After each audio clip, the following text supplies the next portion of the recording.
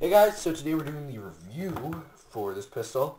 This is the Smith & Wesson M&P 40. This is a very good gun. It's a AIRSOFT CO2 non-blowback pistol. So you can see the slide doesn't move.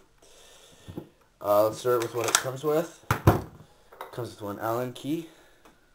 Okay, hope you can see that.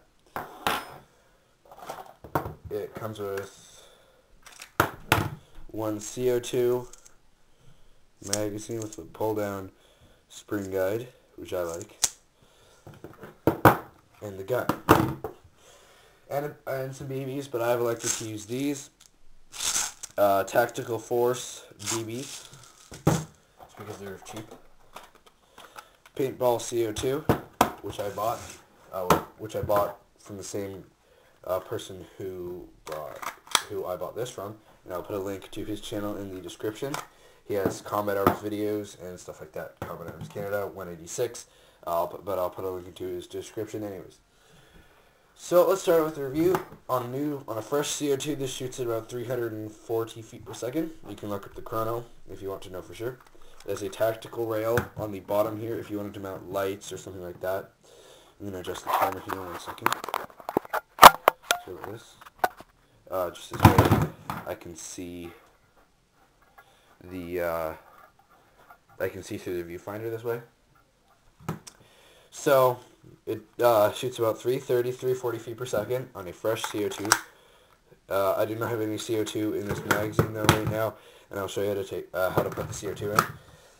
I've seen a review on this. I cannot remember who it's by, and they said that this gun shoots at about 250 feet per second. This is not true. It is true, however, on a almost empty CO2 cartridge. Okay, we'll go over functions. Safety is right here, which would be the other side of the ambidextrous slide lock. Down for safe, up for fire.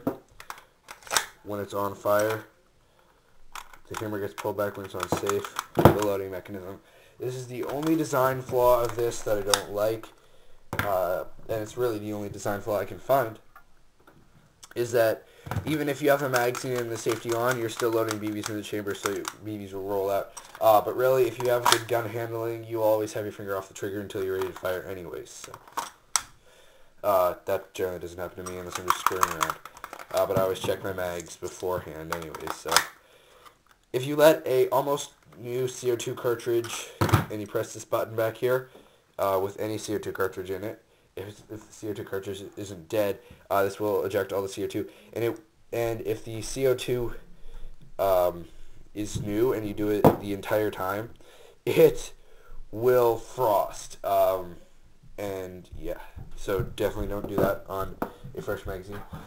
So let's get into taking putting some CO2 in. So you want to take this Allen wrench that comes with it, and there is a hole in the magazine here, and then you just want to turn it. Okay, and then after a while of turning, this just pops out, and it's a bit annoying, but there. And then you can see straight down there into the flow valve and everything like that. One thing I would recommend is to not keep any CO2 in the gun because it will ruin the seals, so I've heard. I do not know if this is just a urban myth or whatnot, but it makes sense to me, so I'm going to leave CO2 out of it. If you watch the chrono, again, you'll see my new loadout. The video will be coming out soon. This gun does have a very good sight picture. I have painted over the sights, however, a bit, but you can still see the sight picture. The tactical rail will fit most lights and lasers, but personally I wouldn't put any on because the makeshift holster I have won't fit them. Just fits the pistol. So if you want a Glock, but you know Glocks aren't readily available really, even here in Canada, they're expensive. If you want a cheap Glock alternative, this will run you brand new about $80, after CO2 about $90 or $100, depending on how much CO2 you buy.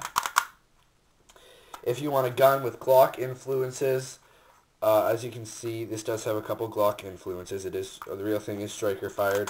It does have a kind of a Glock-like trigger, but in its own way. So I like the grip personally more than a Glock. However, I've never held a Glock. I like the safety. Oh, and the real thing, this isn't a safety. So, you know. I just like most stuff about this. I have cut the orange tip off and Sharpied it here, just so that it has more of a sleek look, and then it'll fit in the holster. And I'll get the holster out here right now, because I have it. It's just attached onto an old sling belt. And this is it right here. Sorry, that's not it. This is right here. And as you see, it slides in. You have to kind of fold it over. And it will fit in, but it takes some play, and then it'll pop open, and your pistol will come straight out. So it's definitely a good pistol if you want to, if you're just starting airsoft, or if you're like me and your AEG broke, and you're looking for a cheap alternative that gets about as range. If you're just starting airsoft, or if you're like me and your AEG broke, and you're looking for a cheap alternative that gets about as range as a DPMS A17. Personally, I think this is more accurate at a shorter distance than the Smith & Wesson, than the DPMS. But at a long range, I would not trust this. I've seen BBs fly off straight up because this has the BAXS or BAX hop-up system. It's fixed. What it does is instead of one little nub going down, there's two, so it assures more of a straight flow. So it's not the worst hop-up system ever. It's definitely better than no hop-up. And I know you guys may be saying, oh, well, this pistol sucks, it's clear and crap like that. Well, you can do one of two things. You can buy the $80 version off of Walmart or something like that, or, you know, a Canadian site, and get this, the full plastic, clear plastic version. Or you can go to a place like Army Navy store and buy the full metal version, and what I mean by full metal is the slides metal and the receiver's plastic. The lower receiver's plastic piece is supposed to be. Okay? That's how it is on the real thing. Texture, it doesn't have the grainy finish on the lower receiver. Sorry about that, guys, my camera ran out of battery. As I was saying, it does have a nice texture on the grip. You're not going to slip. Even if you have your finger on the trigger, if you have a good grip, you're not going to slip off of this. Okay, it's pretty much impossible. The magazine is heavier than the gun itself, so when you put it in, it gives a nice weight, it gives a nice balance to the gun. If the magazine's out, it's just kind of everywhere. That's why I like that magazine. So we're pretty much done here in terms of review, guys. I cannot do an accuracy test because it's rainy today, and I don't feel like getting my camera wet. So be looking out for an accuracy test of this gun later, guys. See you. There's the Poor Man's Chrono, and I will see you guys next video.